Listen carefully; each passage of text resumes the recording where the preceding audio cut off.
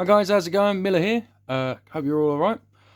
Before starting and showing you what I've been up to, I just wanted to give a big thank you to GP for finding this book, or for finding the website that did this book. Battlemat did a review on a book about the Earl of Essex and his army, and I said to him at the time, I said, I wish they had one for the Eastern Association. And GP found this on a website called the Pike and Shot Society, and they've got hundreds of books, or maybe not hundreds, but loads of books, all to do with different wars and different elements through history from 1400s to 1721, and all different books from covering the English Civil War and the 30 Years' War and some of the later wars, and obviously some of the earlier wars. But it's a fantastic book. If you were interested in doing the Eastern Association, they do them for Earl of Essex and other armies. But it gives you an idea of all the events and actions that the Eastern Association saw from the beginning to the end of the war, and the dates that happened. It also gives you a quick idea of the amount of troops and artillery that were raised by the Eastern Association. Can't find the page now. I had it literally just a minute ago. So here you go. So this one shows the amount of men that were recruited in the counties, so Essex, Suffolk, and so on, and how many foot. For some reason, it says about the foot and the dragoons, but for some reason they don't have a record of the cavalry. So they're not too sure about that, but that does go on to show you the different the regiments and who was in charge of the regiment, and the colonels and the officers and the lieutenants and whatnot, and also how many men and where they were mustered, and it's some of them but not all of them. It says about the information about what uniforms they would have worn. So obviously this is Major General Crawford's, which are the regiment I've shown off before, and it says, for instance, that they fought at Marston Moor. And if I go on a little bit more, just on this one, so who were the lieutenants and the lieutenant colonels? And where's the bit that I'm just trying to show you?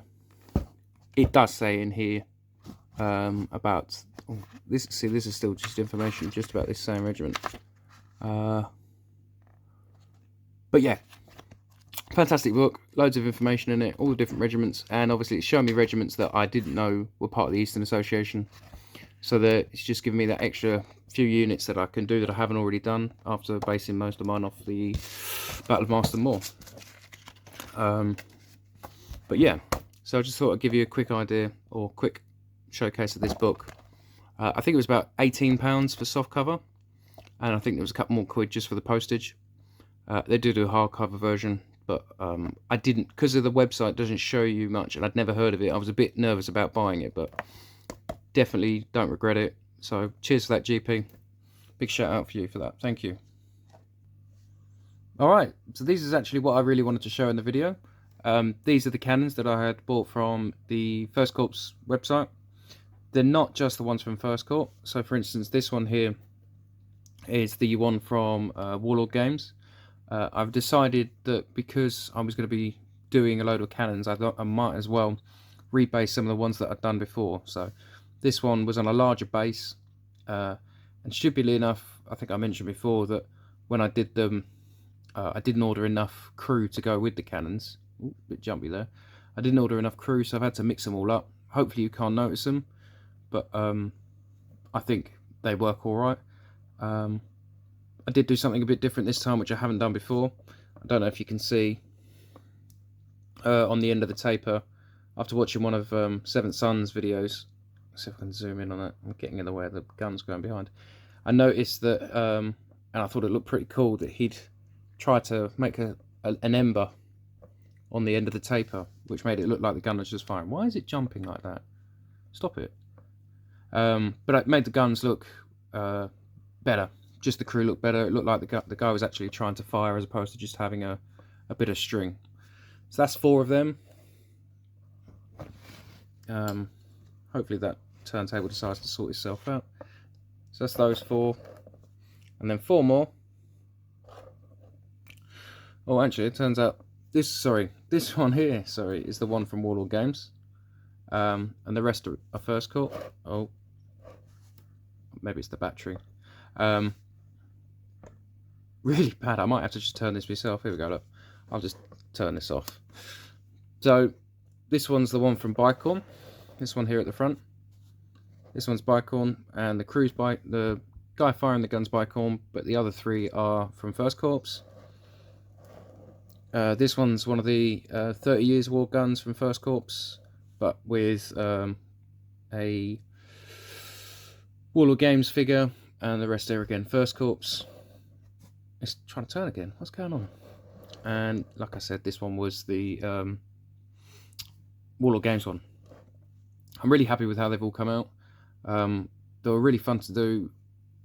At a push, you know, I won't try and do 8 guns again in one sitting, or in one go, rather than one sitting. You know, it took me a while, and especially doing sorts of guns like this or regiments like this, not even regiments, but trying to make outfits up for 8 different crews.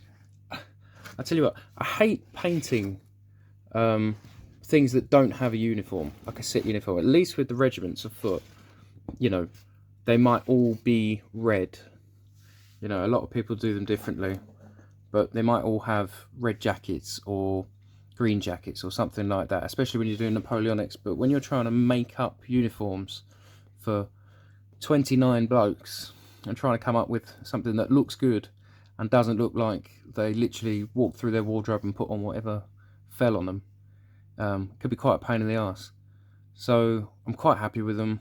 They don't look too bad, and when you're standing 3 foot back from the table, I'd hate to be the person who's advancing on them, Martin. So hope you all like them. I'll try and do some more stuff soon. I'm on a live stream with Martin tomorrow night, if any of you guys are around to watch it. Hopefully we'll see you on that. But that's it for now, guys. Hope you're all well, and bye for now.